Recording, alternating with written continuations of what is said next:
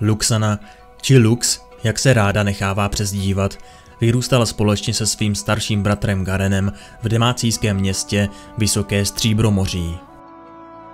Oba pocházeli ze vznešeného rodu korunní stráže, který byl už po celé generace ochráncem demácijských králů.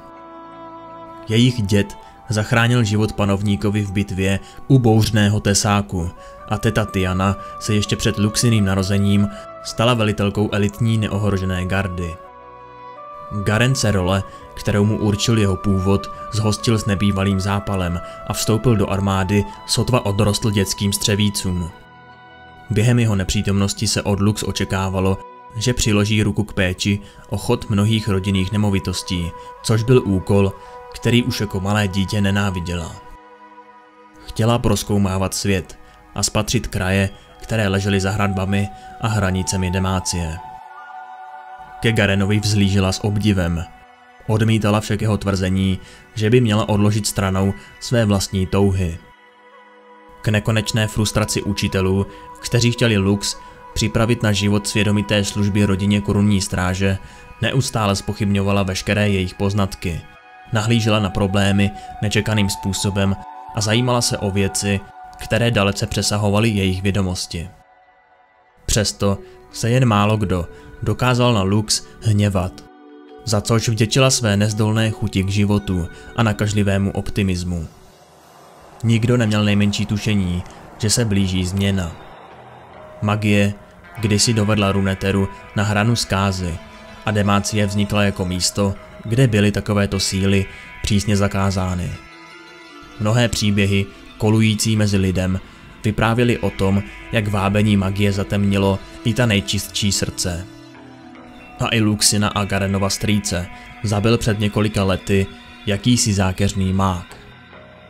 Šeptem se začínaly šířit zkazky a zvěsti o tom, že ve světě za velkými horami moc magie opět vzrůstá.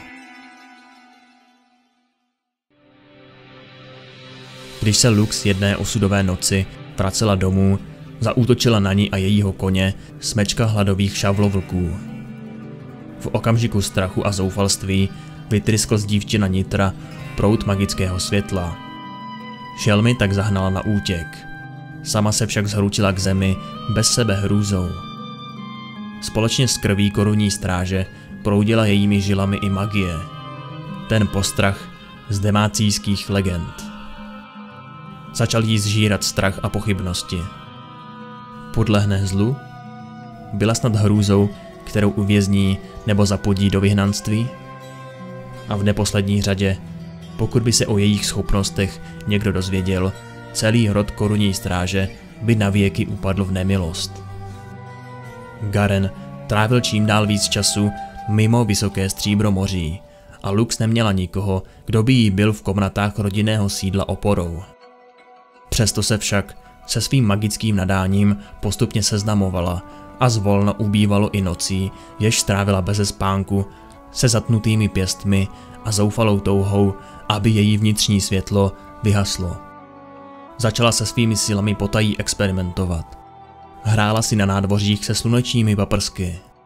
Učila se jim dávat pevný tvar a dokonce si z nich v dlani vytvářela i drobné zářící postavičky. Byla však odhodlaná držet to vše v co největší tajnosti.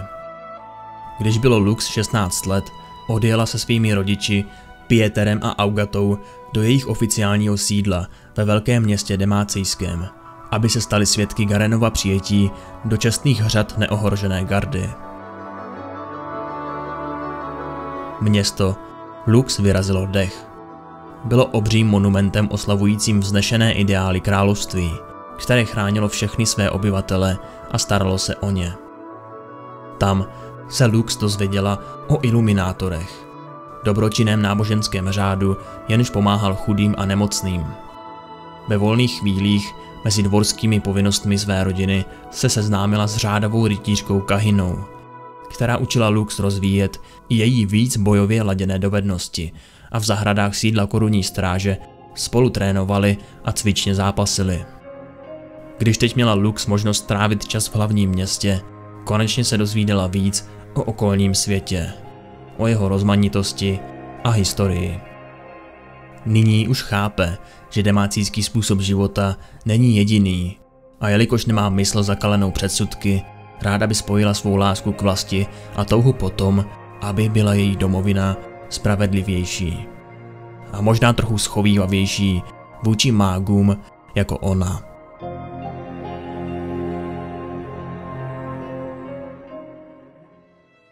Teď jsou na řadě nějaké ty důležité informace o Lux, které jste možná už slyšeli v jiných videích, ale pokud ne, tak vám je pro jistotu řekneme znovu, jelikož je to přeci jen Lux video. Takže Lux je momentálně 20 let. Když potkala Silase, tak byl ještě ve vězení. Rychle se z nich stali přátelé a Lux mu nosila knihy, které chtěl, a Silas jí na oplátku učil, jak ovládat její moc. Dozvěděla se to ale Luxina rodina, mocní Crown Guardi. Bez jakéhokoliv vysvětlení měl být Silas popraven. Ještě než k popravě ale došlo, tak Silas využil Luxinu moc k útěku, přičemž zemřelo mnoho nevinných lidí. Ale na druhou stranu Silas neměl na vybranou. Po revoluci v Demácii a událostech ve hře Mage Seeker se Lux a Silas tak nějak tolerují. Jeden druhému pravděpodobně neublíží, ale i tak se ho Lux raději straní, jelikož Silas napáchal opravdu mnoho špatných věcí ve své cestě za pomstou. Pokud o tom chcete vědět víc, tak doporučuji naše větší video na celý příběh a historii Demácie.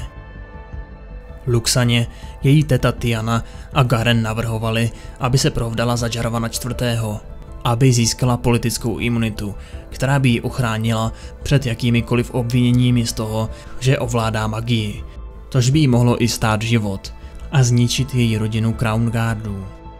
Když Nocturne terorizoval demácijskou osadu Fosberow, v překladu z Kamenice, tak ho Garen a Lux zapečetili v hrobě jejich pradědečka Fosiana, který zemřel během boje právě proti Nocturnovi. Toto je opět dost dlouhý příběh, takže někdy v budoucnu očekávejte trochu více creepy až hororový příběh okolo toho, jak se ho Lux a Garen vydají zastavit. Na závěr si dáme ještě jeden menší příběh okolo Lux.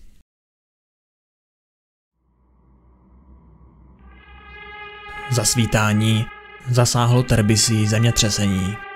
Země se vzpínala jako neskrotné hříbě a otevírala zející pukliny. Lux na Plamínkovi projížděla rozvalenými troskami obraného předhradí. 30 stop vysokých hradeb ze sluncem vyběleného kamene, který vypadal, jako by ho noxijské obléhací stroje bombardovaly celé týdny.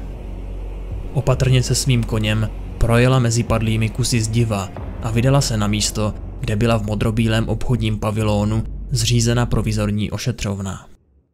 Zkáza byla tak rozsáhlá, že Lux něco takového ještě nikdy neviděla. Terbisijské budovy byly vyrobeny z pevné horské žuly a demácijského dubu a postaveny společnými silami. A téměř všechny byly naprosto zničené. Zaprášení muži a ženy kopali pomocí krumpáčů a lopat v pobořených troskách v naději, že najdou přeživší, ale místo toho ze sutin tahali jen mrtvá těla. V četných kouřících propastech, které nyní oddělovaly městské čtvrti, zmizely celé ulice. Když Lux dorazila k pavilonu, sesedla a protlačila se dovnitř. Nebyla léčitelka, ale byla schopná ledas jak vypomáhat, anebo prostě sedět u zraněných. Myslela si, že jí pohled na tak rozsáhlou zkázu venku připraví na utrpení uvnitř stanu. Mýlila se. Na vlněných dekách ležely stovky přeživších vytažených z trosek. Lux slyšela matky a otce, jak naříkali kvůli svým ztraceným dětem. Manželky a manžele, kteří v náručí svírali mrtvá těla svých milovaných a co bylo nejhorší, udivené sirotky se skelnýma očima, kteří se tu vystrašeně potulovali kolem. Lux spatřila jednoho svého známého doktora, v krví zatuhlé zástěře, jak si myje ruce v cínové míse, a vydala se k němu. Doktore Alzare, pozdravila. Řekněte mi, jak vám můžu pomoct? Otočil se. Oči měl zalité slzami. Chvíli trvalo, než ji přes závoj svého žalu poznal. Madame z korunní stráže, řekl Alzar a krátce se uklonil. Lux, odpověděla.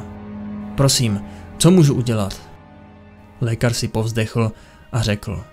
Vaše přítomnost je v skutku požehnáním, má paní, ale rád bych vás ušetřil hrůz toho, co se zde přihodilo. Není třeba mě šetřit, Alzare. Jsem demácijka a demácijci si navzájem pomáhají. Zajisté, má paní, odpusťte mi, řekl Alzar a vyčerpaně se nadechl. Vaše přítomnost zraněným prospěje.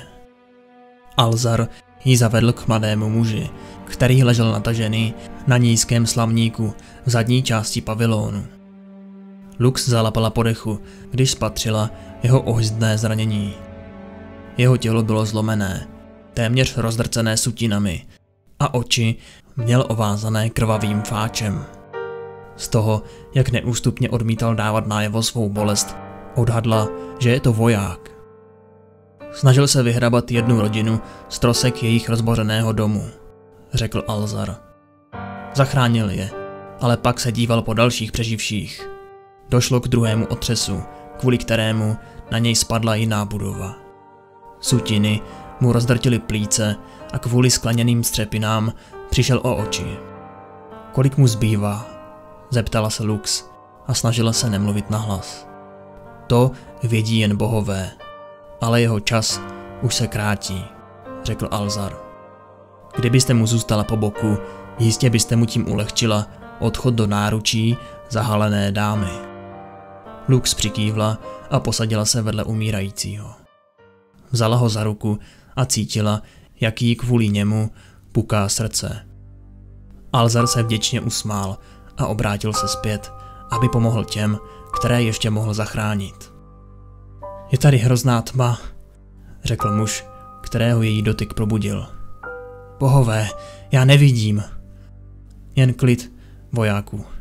Řekni mi, jak se jmenuješ, řekla Lux. Dotan, řekl a sýpal přitom námahou. Pojmenovali tě potom hrdinovi z úsvitné tvrze? Ano. Ty ten příběh znáš? Je to starý příběh proti divochům. Věř mi, znám ho velmi dobře, řekla Lux a smutně se usmála. Můj bratr mi ho vyprávěl pořád dokola, když jsme byli děti.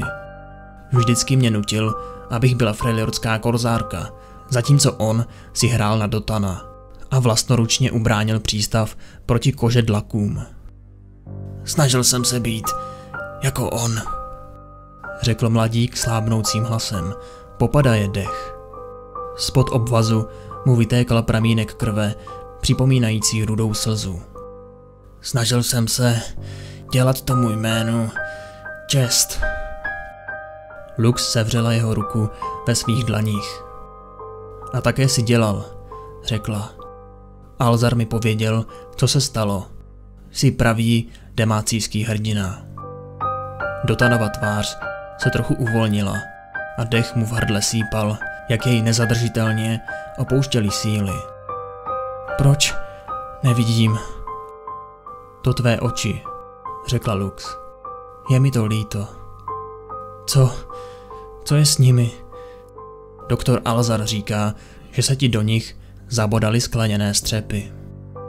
Muž se ostře nadechl. Umírám, řekl. Vím to, ale měl bych. Rád bych ještě uzřel světlo. Demácie. Ještě jednou. Naposledy.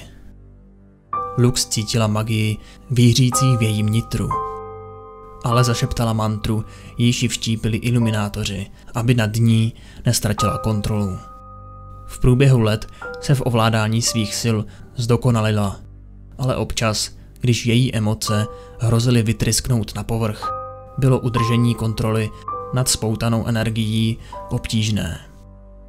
Rozhlédla se a když s uspokojením zjistila, že se nikdo nedívá, přiložila konečky prstů na skrvavený obvaz, zakrývající Dotanův zrak. Božskou září své magie pak poslala mužovou lebkou přímo do nepoškozených částí jeho očí. Nemohu tě vyléčit, řekla, ale mohu ti dát aspoň toto.